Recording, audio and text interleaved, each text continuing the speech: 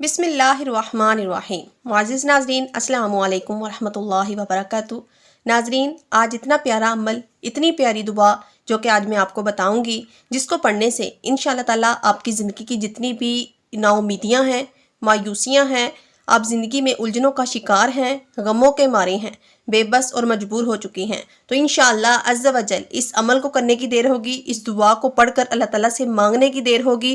پھر یہ اللہ تعالیٰ کے ذمہ ہے کہ اللہ تعالیٰ نے کیسے آپ کی زندگی کے رخ کو بدلنا ہے، کیسے غموں کو خوشیوں میں بدلنا ہے، دکھوں کو سکھوں میں بدلنا ہے، یہ پھر اللہ تعالیٰ کی ذمہ داری ہے، کیونکہ یہ اتنی پاورفل اور اتنی فضیلت اور اتنی برکت والی دعا ہے کہ اس کو پڑھنے سے اللہ پاک انسان کی زندگی کا رخ ہی بدل دیتے ہیں۔ سبحان اللہ۔ تو ناظرین، آج کی ویڈیو کو آخر تک لازمی دیکھیے گا، عمل اور وظیفے کو اچھی طرح سمجھیے گا، سنیے گا اور پھر ہی کیجیے گا، تاکہ آپ کوئی بھی غلطی پڑھتے وقت نہ کریں، ٹھیک ہے؟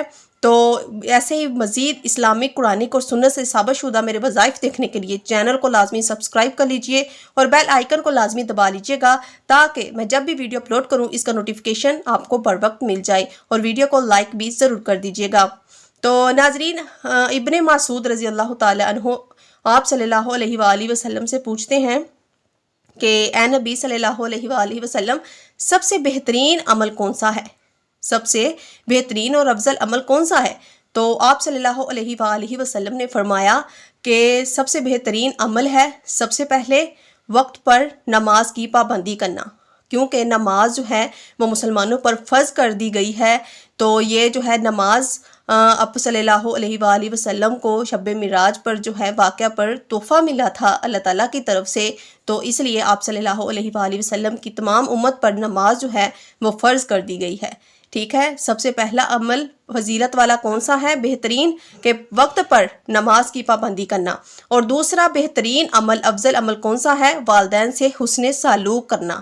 حسن سلوک، اس کا اگر آپ آسانی میں سمجھنا چاہتے ہیں ایک ہی لفظ میں مقصد کہ حسن سلوک کیسے ماں باپ سے کیا جائے، تو وہ میں آپ کو بتاتی چلوں کہ حسن سلوک ہوتا ہے انسان کی برداشت۔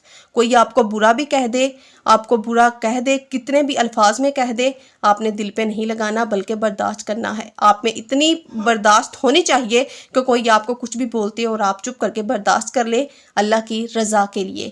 ناظرین، یہ سب سے پہلے جو ہے نا حسن سلوک کا معاملہ والدین پر آتا ہے کہ والدین جو ہے وہ بچوں کو بہت کچھ بول دیتے ہیں، بہت کچھ ایسے الفاظ بھی بول دیتے ہیں کہ جو ہے نا بچوں کا دل بھی ٹوٹ جاتا ہے، اداس بھی ہو جاتے ہیں، زندگی میں مایوسی سی لگنے لگتی ہے، اندھیرا سا لگنے لگتا ہے کہ یہ کیا ہے، مطلب کہ انسان ایسی الجھنوں کا جو ہے نا وہ شکار ہو جاتا ہے۔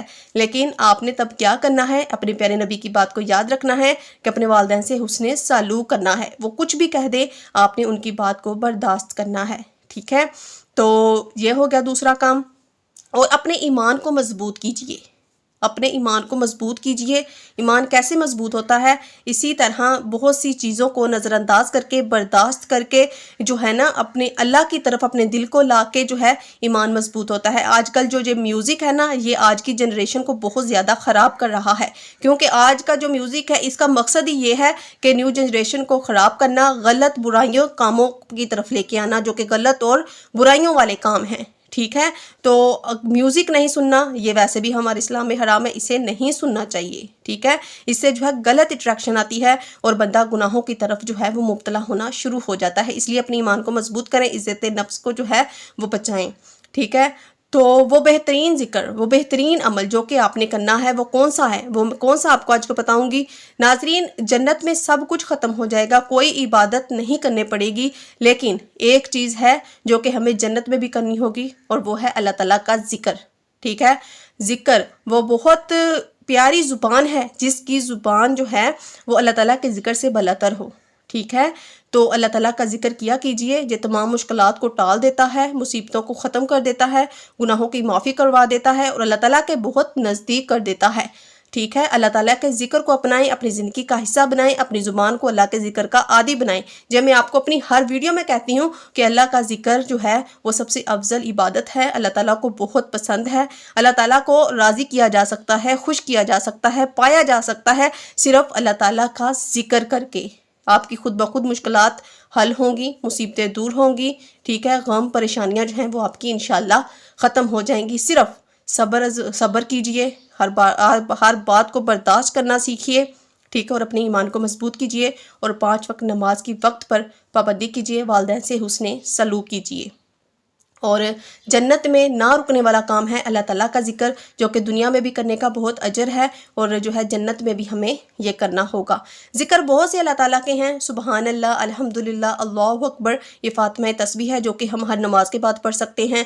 استغفر اللہ ربی من کل ذنب واتوب الیہ، سب سے افضل ترین ذکر استغفر اللہ، جو کہ آپ کے سارے گناہوں کو مٹوا دیتا ہے، اللہ تعالیٰ اس سے راضی ہو جاتا ہے۔ زیادہ سے زیادہ استغفار کیا کیجئے، اور جو شخص صبح یا شام کے درمیان، مطلب کہ صبح کی نماز کے بعد، نماز فجر کے بعد اور نماز مغرب سے پہلے ان کلمات کو پڑھ لیتا ہے، سبحان اللہ و بحمدہ، تو اس کے لیے بہت بہترین ہے، یعنی کہ اس کی تمام مشکلات جو ہیں وہ ختم ہو جاتی ہیں، مصیبتیں ختم ہو جاتی ہیں، وہ جو بھی اللہ تعالیٰ سے مانگے گا اللہ تعالیٰ اسے عطا کرے گا انشاءاللہ۔ اتنی برکت ہے، اور اس شخص کے اگر سمندر کی جھاگ کے برابر بھی گناہ ہوں گے نا تو وہ بھی معاف ہو جائیں گے، جو کہ نماز فجر اور نماز مغرب سے پہلے جو ہے، یعنی کہ نماز فجر کے بعد اور نماز مغرب سے پہلے جتنا بھی دن ہوگا نا، اس کے درمیان ان کلمات کو پڑھ لے گا، سبحان اللہ و بحمدہ، تو سمندر کی جا کے برابر بھی اس کے گناہ ہوں گے تو وہ بھی معاف کر دیے جائیں گے۔ اور ذکر کون سا ہے؟